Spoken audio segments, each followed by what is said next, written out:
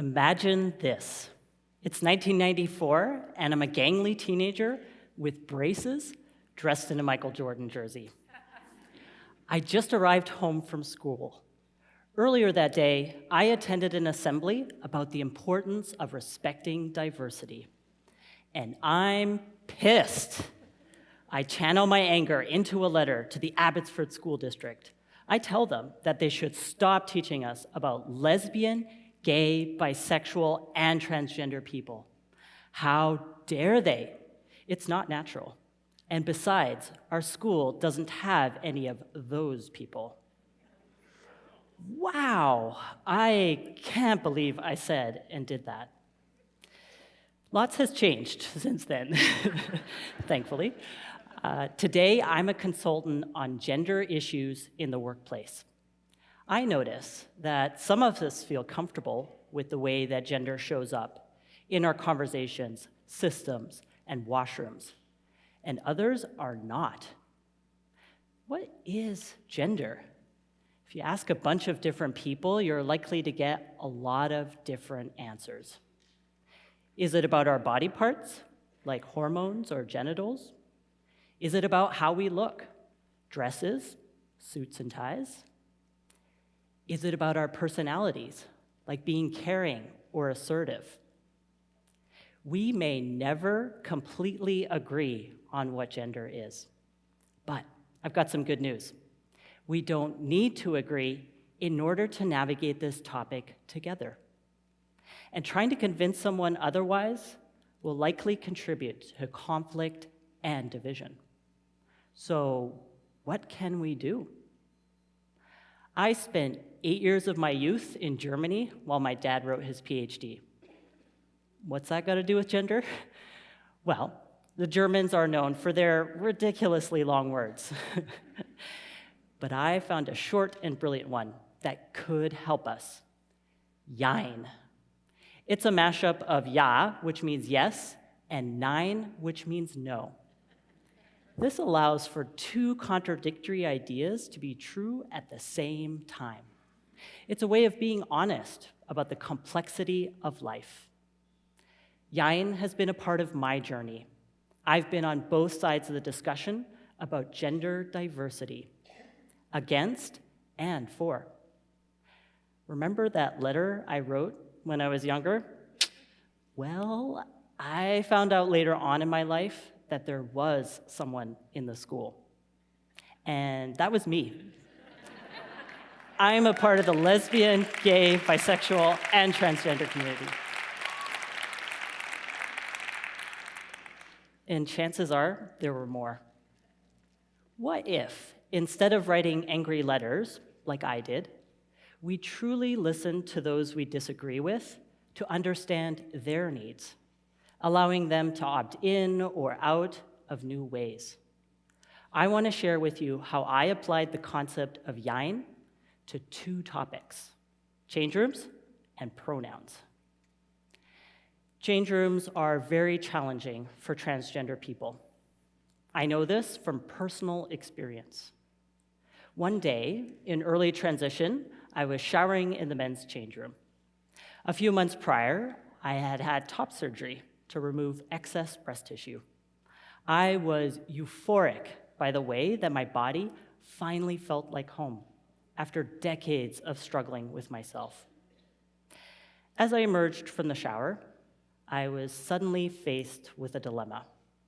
Up ahead, there was a group of 6 men talking loudly about their basketball game. My excitement dissolved immediately into anxiety.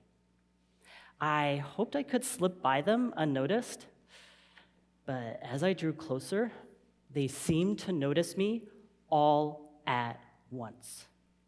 Their conversation stopped, and they all stared intensely at the 2 prominent scars on my chest. My heart sank, and I held my breath. I didn't know whether to go back or keep going. I felt so vulnerable, like anything could happen. I quickly rushed by them into the nearest change booth. And while their conversation eventually resumed, Their intense silence screamed, "You don't belong." And I gotta be honest with you, others in the trans community, they have it far worse than me. They either don't have a place to go, or they do and are harassed and escorted out of them. It's no wonder that many trans people want change rooms designed for any gender that they can use in safety and in peace. Heck, even people who aren't trans in families of different genders also appreciate the convenience of all gender spaces. In my work with over 350 companies across North America, some clients come to me eager to convert every single men's and women's washroom to all gender washrooms. Yes. They're motivated by stories such as mine. Their desire for greater inclusivity is so admirable, but it misses the mark. What? Why? My company has conducted research with thousands of people and discovered that about a third do not want to use all-gender multi-stall washrooms. They feel unsafe, uncomfortable, or have valid religious reasons. Simply put, it's not for them. No thanks. That's why I recommend a blend of washroom options. This allows everyone to select the washroom that is right for them. Yine. Pronouns. He, she, they. You might have noticed more people putting their pronouns in email signatures. Many wonder, what is that? Why is Jane doing this? Obviously, she's a woman. Well, even though most may correctly guess Jane's pronouns based on how she looks, she is providing them to make the practice more commonplace. Yes. If more people provide their pronouns, it's not such a big deal. Why not do something a little extra to make a positive impact? And it's not just for trans people. It's also useful for people with gender-neutral names, like Pat, Kelly, or Lori. And I also understand if people do not want to provide their pronouns. No thanks. In our research, some people tell us that they see themselves as human first and gender second. To them, providing pronouns feels like overemphasizing their gender. That's why this practice is completely voluntary and everyone gets to choose whether or not it's right for them. Yine.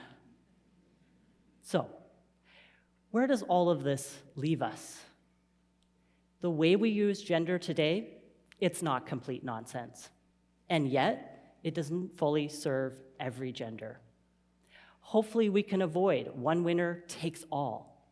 Instead, I believe we can be creative by making more options.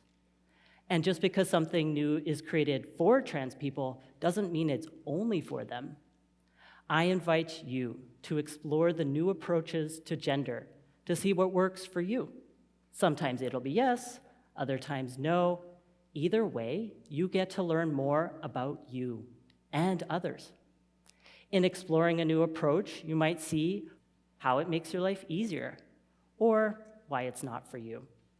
In talking to other people, you get to learn the good reasons behind their decisions. In this way, we respect each other's diverse needs. More openness and curiosity make our world a brighter place for people of all genders. Genuine shifts happen in this expansive place where no meets yes. Thank you.